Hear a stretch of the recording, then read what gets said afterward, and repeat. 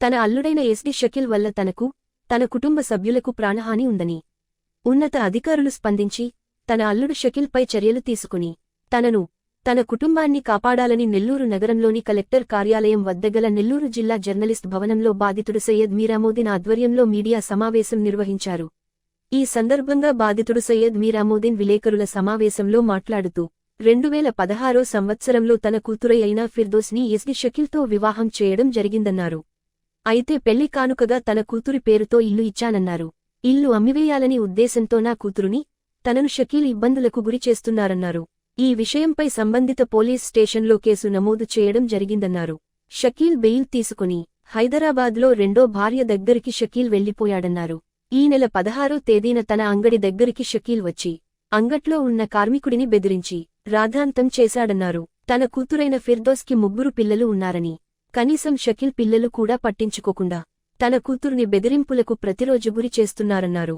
ఇంకనైనా ఉన్నత అధికారులు స్పందించి షకీల్పై చర్యలు తీసుకుని తనను, తన కూతురుని, తన కుటుంబ సభ్యులను కాపాడాలని కోరారు.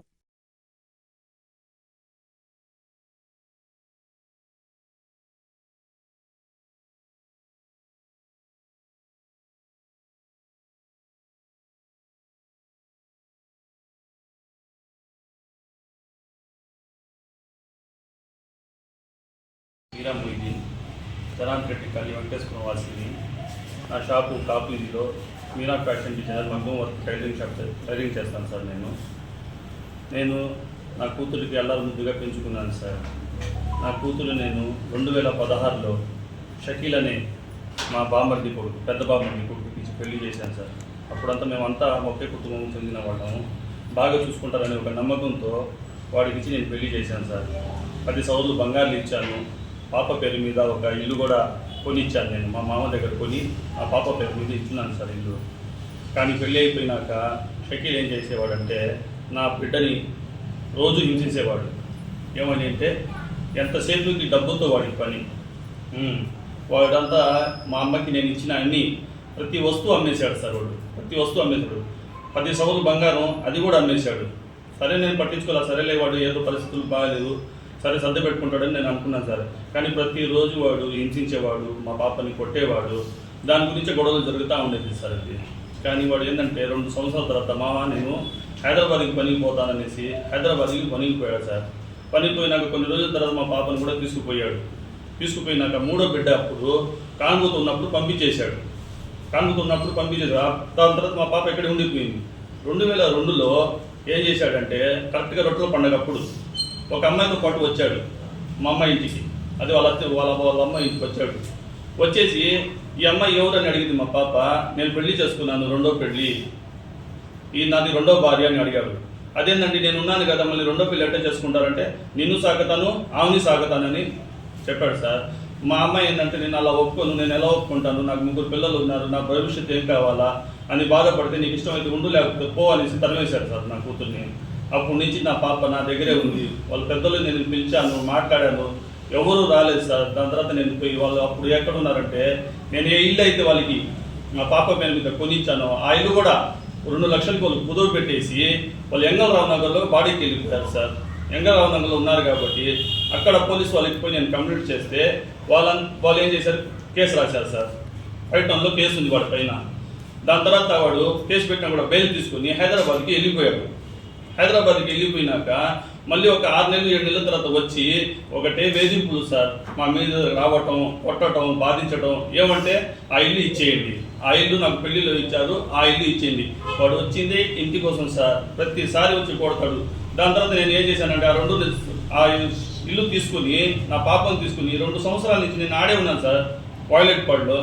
ఆ కేసు అడిగిపోతాను, రూరల్కి పోతా ఉంది. లక్ష్మణ్ సార్ తీసుకున్నారు కేసుని.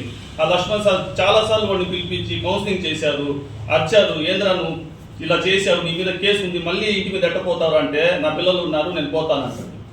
పిల్లలు ఉంటే నువ్వు చెప్పిపోవాలా, మా దగ్గర పర్మిషన్ తీసుకోవాలంటే అదంతా ఏం చేయడు సార్. రావటం పిల్లలు ఒక తీసుకుంటాడు, రావటం కొట్టడం సార్. చాలాసార్లు నా నడుము కూడా ఇల్లు కొట్టింది సార్. డిస్క్ ప్రాబ్లం వచ్చేసింది సార్ నాకు. కావాలంటే దాని ప్రూఫ్లు నా దగ్గర ఉన్నాయి, కొట్టినవి. నేను పెట్టిన కంప్లైంట్లు అన్నీ నా దగ్గర ఉన్నాయి సార్. దాని తర్వాత అదే విధంగా చేస్తా ఉంటే నేను భరించలేక నేను అక్కడ ఉండలేనని చెప్పేసి 2 నెలల ముందు ఆ ఇంటిని నేను బాడీకి ఇచ్చేసి నా సొంత ఇంటికి నేను జనార్దన్ రెడ్డి కాలనీకి వచ్చేసాను సార్. పాపని పిల్లల్ని అంతా తీసుకొని. కానీ వాడు ఏం చేశాడంటే మొన్న సోమవారం రోజు వచ్చి నా షాప్ దగ్గర నన్ను బెదిరించి నన్ను చంపేస్తా, వచ్చి నాకు ఆ ఇల్లు అమ్మకపోతే నిన్ను చంపేస్తా, నిన్ను నరికేస్తా అని బూతులు నా కొడక ఏదేదో మాట్లాడేసి తీసుకుపోయాడు. దాని వీడియోకి సంబంధించిన వీడియో నా దగ్గర ఉంది సార్. మీకు నేను ఆ వీడియో కూడా చూపెడతాను. దాని తర్వాత నన్ను అక్కడి నుంచి ఎక్కించుకొని విఆర్సీ వైపు పోతా ఉంటే విఆర్సీ దగ్గర నేను దూకేసాను సార్. నేను దూకేసి ఆ 1 టౌన్కి నేను పరిగెత్తుకుంటా పోయాను. పరిగెత్తుకుంటా పోతే నా వెనకాల వాడు కూడా వచ్చాడు. నాకు చేతులంతా గీతలు కూడా పడిపోయినాయి. వచ్చాడు. అప్పుడు పోలీసు వాళ్ళు పట్టుకున్నారు వాడిని. పట్టుకొని నేను ఎందుకు నాకు కింద కూర్చోబెట్టేశారు, నువ్వు నీళ్ళు తాగు, నీకు ఆయాసం వచ్చేసింది అనేసి. ఈ నేను నాకు పైన సార్ ఉన్నారు, సార్తో మాట్లాడానని వేరే సార్లు నుంచి పంపించారు. వాడు ఏం చెప్పాడు ఏమో తెలియదు సార్. సార్ పంపించేశారు. నేను అప్పుడు సార్కి చెప్పాను, సార్ అది ఎందువల్ల జరిగిందంటే సార్, ప్రతిసారి రూరల్లో పోయినప్పుడు అంతా రూరల్ వాళ్ళు అదే మాట చెప్పారు సార్. అమ్మ నీ ఇంటికి వచ్చి కొడుతున్నాడు కదా, నువ్వు ఏం చేస్తున్నావు, ఇంట్లో కారం లేదా నీ కాడ, అది తీసి కొట్టలేవా అని వాళ్ళు చాలాసార్లు సలహా ఇచ్చారు సార్. ఆ విధంగా ఆ పాపకు ఆ రోజు గుర్తొచ్చి ఆ పని చేశాను నాన్న అనింది. ఇల్లు వచ్చి వాళ్ళ తాతగారు ఇచ్చారంటే వాళ్ళ తాతగారిది కాదు సార్. దానికి సంబంధించి పేపర్లు నా దగ్గర ఉన్నాయి, దానికి సంబంధించిన డాక్యుమెంట్ నా దగ్గర ఉన్నాయి. వాడి దగ్గరే ఉందో తెచ్చి చూపిమనండి సార్. అలా వాడి దగ్గర ఉన్నాయి, మా దగ్గర ఉన్నాయి, గొడవలు దేనికి సార్? మా దగ్గర డాక్యుమెంట్ ఉంది కదా, వాళ్ళ తాత రాసింది, వాళ్ళ అమ్మ రాసింది, వాళ్ళ నాయన రాసింది, అంత సాక్షి సంతకాలతో సహా నా దగ్గర డాక్యుమెంట్ ఉంది సార్ దానికి సంబంధించింది. అయినా వాడు ఏంటంటే వాడు మాట్లాడితే 90% అబద్ధమే ఉంటుంది సార్ వాడి మాటల్లో. వాడు ఏంటంటే తిరిగి వాడు ఎలాంటి మైండ్ అంటే సైకో మైండ్ సార్ వాడిది. మీరు ఎన్నిసార్లు చెప్పినా తిరిగి వాడు అదే చెప్తాడు సార్. వాడిని మేము హ్యాండిల్ చేయలేదు సార్, మా వల్ల కాదు సార్ వాటిని హ్యాండిల్ చేయడం. చాలా టార్చర్ పెడుతున్నారు సార్. ఏదో 2వ పెళ్లి చేసుకున్నాడు, వాడు బతికితే మా బతుకు మేము బతుకుతాం కదా సార్. 2వ పెళ్లి చేసుకున్న వాడికి మాకు దేనికి సార్? ఇంకా మా బతుకులు మేము బతుకుతాం సార్. వాడి దగ్గర మేము ఏమైనా కోరామా? మాకేమైనా ఇమ్మని చెప్పావా? మా బతుకులు మేము బతుకుతా ఉంటే దేనికి సార్ మాకు వచ్చి వేధించడం? నువ్వు చేసుకున్నావు కదా 2వ పెళ్లి, దానికి సాక్ష్యాలు ఉన్నాయి కదా, ఆ ఫోటోలు నా దగ్గర ఉన్నాయి, అన్నీ ఉన్నాయి కదా సార్. అది నాకు పెళ్ళి 8 సంవత్సరాలు అవుతుంది. నాకు 3 పిల్లలు. నా భర్త ఏసీ సర్వీస్లో పనిచేస్తారు. ఆయన నాకు ఒక పాప పుట్టిన తర్వాత హైదరాబాద్కి వెళ్ళారు. హైదరాబాద్కి వెళ్ళి అక్కడంతా సెట్ చేసుకుని నన్ను కూడా తీసుకెళ్ళారు. మళ్ళీ నన్ను కూడా తీసుకెళ్లారు. తర్వాత నేను 3వ బిడ్డ కానుపుతున్నప్పుడు నన్ను మళ్ళీ ఇక్కడ పంపించేశారు. నేను అప్పటి నుంచి ఇక్కడే ఉన్నాను. నా 3వ బిడ్డకి 1 ఇయర్ వచ్చిన తర్వాత ఆయన 2వ పెళ్ళి చేసుకొని రావడం జరిగింది. అలా ఎందుకు చేశారు అని అడిగితే మమ్మల్ని కొట్టారు. ఇంతకుముందు నన్ను అనుమానించేవాడు. అదే ఈ పాప నాకు పుట్టలేదు అని చెప్పి అలా అనుమానించి నేను ఎవరితో మాట్లాడినా నన్ను కొట్టేవాడు. నా తమ్ముడితో మాట్లాడినా, మా మామయ్యతో మాట్లాడినా, ఎవరితో మాట్లాడినా నన్ను కొట్టేవాడు. నాకు ఆ ఇల్లు రాసిచ్చి మీ నాన్న దగ్గరికి వెళ్ళి డబ్బులు తీసుకోరా అని నన్ను కొట్టేవాడు. ఆయన మా అత్త మా ఆయన కలిసి చెప్పేవాడు, మీ నాన్న దగ్గరికి వెళ్ళి డబ్బులు తీసుకోరా అలా అని పంపించేసేవారు. ఆ ఇల్లు నాకు కావాలి, ఆ ఇల్లు నాకు కావాలి అని ఆయన నన్ను అడుగుతూ ఉంటారు.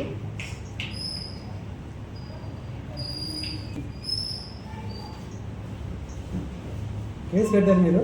పెట్టున్నాను సార్. ఏం చెప్పారు సీఏ గారు? కేసు పెట్టున్నాను, కోర్టులో కేసు నడుస్తుంది. డివోర్స్ కూడా ఇచ్చున్నాను సార్. నాకు అవసరం లేదు, ఇప్పుడు 2వ పెళ్లి చేసుకున్నారు కాబట్టి నన్ను వద్దని పంపించేశారు కాబట్టి నేను డివోర్స్కి ఇచ్చున్నాను సార్. ఆయన ఏమంటే ఇల్లు కోసం అని వస్తా ఉన్నారు. నాకు నువ్వు నీ పిల్లలు కావాలి అని చెప్తున్నారు కాబట్టి అది నా మీద కానీ పిల్లల మీద ప్రేమతో కాదు సార్. అది ఇల్లు వస్తేనే, ఇల్లు ఇచ్చే పని అయితే నువ్వు కావాలి నాకు, లేకపోతే నువ్వు అవసరం లేదు, పిల్లలు అవసరం లేదు, మీ నాన్న దగ్గరే ఉండు అని చెప్పి తమేస్తారు, అదే కొడతారు. నువ్వు కావాలి, నువ్వు వద్దు, పిల్లలు వద్దు, ఇల్లు కావాలి మాత్రమే అడుగుతూ ఉంటారు సార్. ఆయన ఆ ఇల్లు అమ్మడానికి సైన్ పెట్టు అని నేను చెప్తా ఉంటారు. నేను సైన్ పెట్టను అని చెప్పేసరికి కొట్టారు, నన్ను కొడుతున్నారు, అనుమానిస్తున్నారు. పిల్లలకి ఏమైనా తీసి ఇవ్వాలని బయటికి వెళ్ళినా అనుమానిస్తున్నారు. ఆయన పిల్లలు వీధిలో వచ్చి ఏమైనా వస్తే అడుగుతారు కదా, ఇది ఇప్పి అమ్మ అని. అది ఇప్పించడానికి వెళ్ళినా ఆయన నా మీద అనుమానం చేస్తున్నారు సార్. ఆయన పానీపూరి వాళ్ళతో లింక్ పెడతారు, వేరే వాళ్ళు ఎవరితోన్నా వాళ్ళతో లింక్ పెడతా ఉంటారు సార్. ఆయన ఎవరితో మాట్లాడినా నన్ను అనుమానిస్తూ ఉంటారు. అలాంటి వాళ్ళు వద్దని నేను చెప్తే సార్ అది చెప్పారు, డివోర్స్ కేసు ఇమ్మా అని అలా చెప్పారు సార్.